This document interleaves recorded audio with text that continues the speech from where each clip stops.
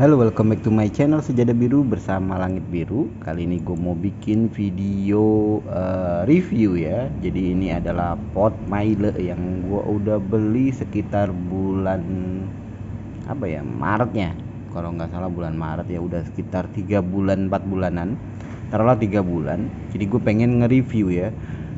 Di video waktu gue unboxing juga gue udah bikin. Ini 2 kali gue bikin ya video unboxing untuk Miele ini, karena pembelian pertama itu gagal karena device-nya rusak. Dan alhamdulillah karena memang gue udah biasa unboxing di videoin, jadi itu sebagai barang bukti di video YouTube gue. Dan akhirnya tokonya mau mengganti device-nya yang sekarang device penggantinya masih bertahan selama 3 bulan ya.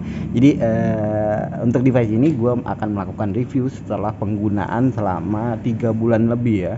Jadi gue pengen utarakan adalah kelemahan dan kelebihan dari device Miele ini ya. Pertama adalah kekurangannya ya, kita review kekurangannya ya. Kekurangan pertama, ini sebenarnya enggak hanya pada device ini. Kekurangan ini terjadi pada device-device yang lain yang udah gue pernah coba ya. Ada sekitar 4 sampai 5 device yang gue udah coba. Kelemahannya ini adalah kebocoran dari apa yang kita namakan pot atau teman-teman biasa sebut cartridge ya. Kebocoran di cartridge ini, kebocoran liquid dari cartridge ini merusak baterai dan manajemen baterai yang di dalamnya. Jadi pot ini biasanya ada 2 komponen ya, antara adalah cartridge atau pot, yang satu lagi adalah baterai dan manajemen baterainya di dalamnya gitu ya. Jadi liquid itu enggak 100% oil ya teman-teman, pasti ada persentase airnya gitu ya. Itu yang dapat merusak manajemen kelistrikannya atau komponen-komponen listriknya di dalam baterai ini gitu ya. Ketika dia udah menggenang di area board komponen listrik, udah pasti kalau mengandung air dia akan terjadi konslet. Itu yang biasa terjadi pada pot-pot. Yaitu itu kelemahan secara global, dan itu juga ada di Miele ini. Jadi nanti gua akan bahas pencegahannya juga. Nah, kelemahan kedua dari pot ini adalah tanknya ini, isi dari liquidnya ini menurut gue terlalu sedikit ya. Kalau nggak salah 15 mili kalau nggak salah ya. Jadi bagi gue ini kurang teman-teman, dibanding dengan pot-pot yang lain ya. Yang pot-pot lainnya agak lebih banyak lah istilahnya. Jadi itu kelemahannya. Yang ketiga adalah lubang untuk mengisi kembali liquidnya.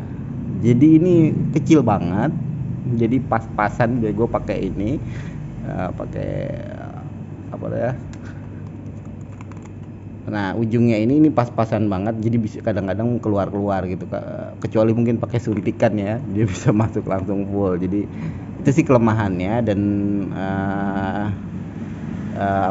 penutupnya atau apa ya, karetnya ini kadang-kadang mental dan hilang gitu ya.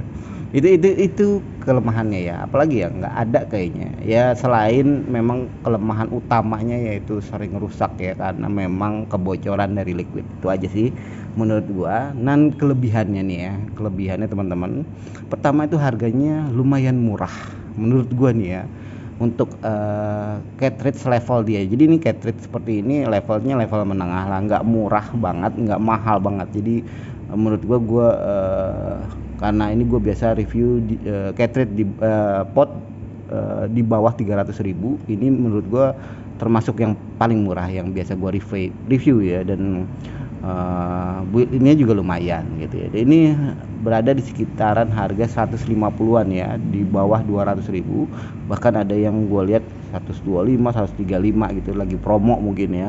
Jadi menurut gue ini worth it banget untuk secara harga ya. Kelebihan yang kedua, inilah device yang menurut gue seksi banget, tipis banget menurut gue.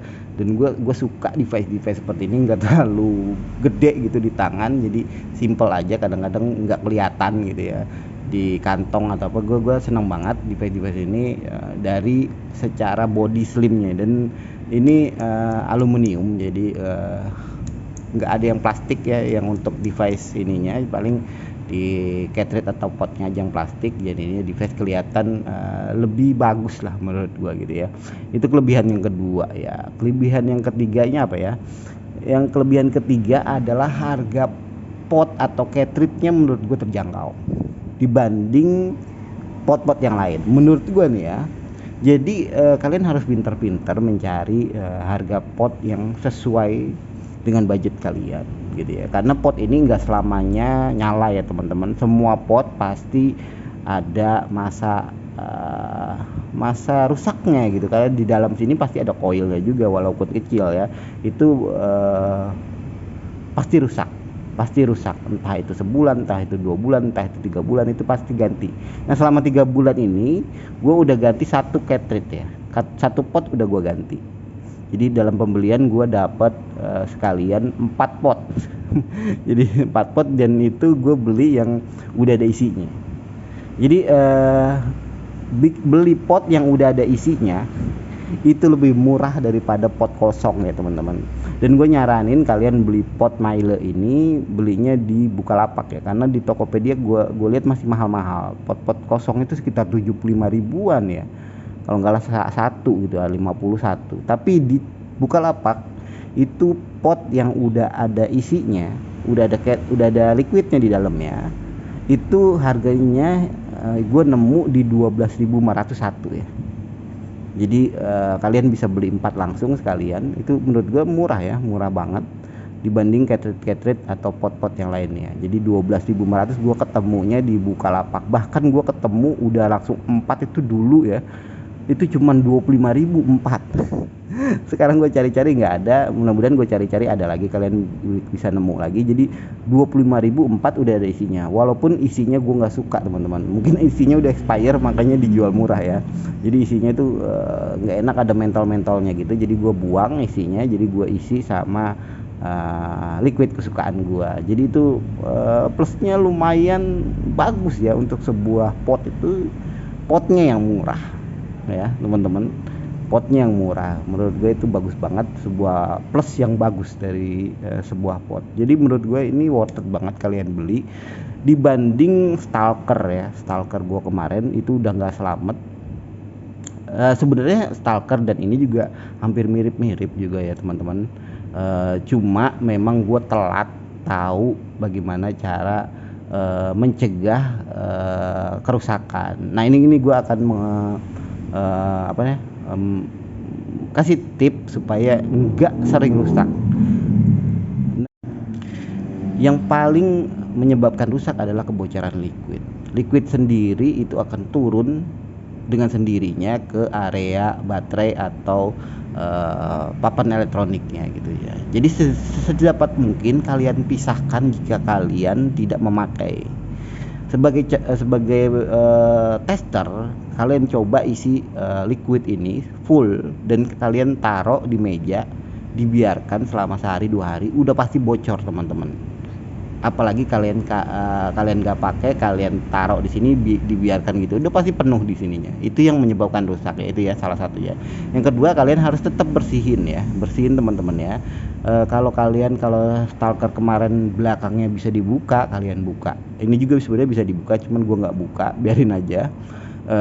Karena ngebuka juga dengan resiko ya, karena banyak solderan, banyak kabel, jadi takutnya putus gitu ya. Jadi kalau nggak penting banget dibuka, kalian nggak perlu buka, kalian bersihin dari luar. Bisa kalian ketuk-ketuk kayak gini supaya liquidnya keluar, atau pakai tisu atau kapas dibersihin ya teman-teman. Itu memang harus rutin kalau kalian mau device kalian awet gitu ya. Sebenarnya itu aja sih, dan gue udah pakai ini 3 bulan. Insya Allah nanti gue review lagi kalau udah 1 tahun atau 2 tahun atau mungkin pas rusaknya gue kasih tahu kalian ya, gitu aja ya. Oke, mudah-mudahan ini bermanfaat. Jangan lupa like, comment, and subscribe. Bye bye.